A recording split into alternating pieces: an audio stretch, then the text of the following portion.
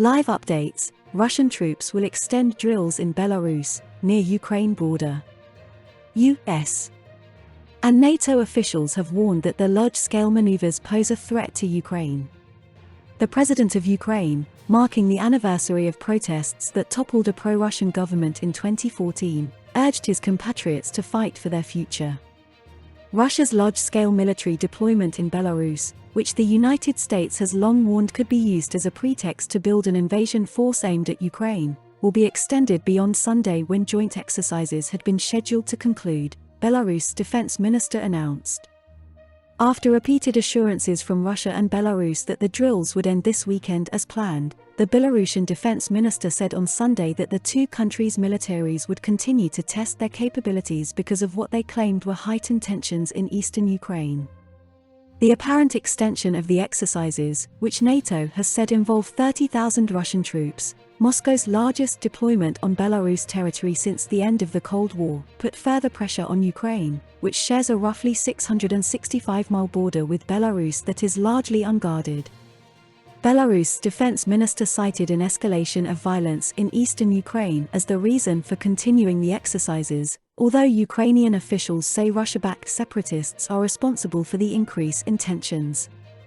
On Sunday, separatist leaders suspended a wide range of public activities in the eastern region, known as the Donbass, including leisure, entertainment, cultural, exhibition, educational, public and other similar events, according to a statement posted on their Telegram channel. The statement released by the self-proclaimed government in the region offered no evidence that there was a danger to the public. And it was part of an ominous shift in the long-running conflict in the Donbass, where the Russia-backed rebels in recent days have called for civilians to evacuate to Russia and for residents to take up arms against a possible invasion by Ukraine. Ukraine has denied plans to invade, and Western officials have described the separatists' claims as lies intended to justify a military intervention by Moscow.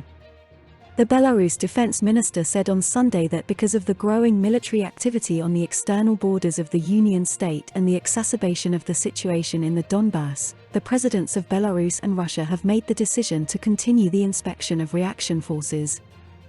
The Union state, until recently a largely aspirational entity, refers to a merged state comprising Russia and Belarus that was initiated in 1997 but has recently begun to take on a concrete form as Russia has subordinated the Belarusian military and other state structures to its effective command. The defense minister did not elaborate on what tests would be carried out, or how long they would last. But his remarks indicated Russian troops would not be leaving Belarus, at least not immediately. As part of the exercises dubbed Allied Resolve, which began on February 10, Russia has deployed some of its most advanced and well-equipped forces to 9 different bases and airfields around Belarus, according to Russia's defense ministry. These include highly trained special forces units and airborne troops, together with powerful S-400 anti-aircraft systems and hundreds of aircraft, tanks and armored vehicles. Some are stationed within just a few hundred miles of Ukraine's capital, Kiev. The announcement on Sunday appeared to mark a reversal from earlier statements. Belarus Foreign Minister, Vladimir Maky, assured journalists last Wednesday that not a single Russian serviceman and not a single piece of Russian military hardware will remain after these maneuvers. Also last week, the Kremlin spokesman, Dmitry S.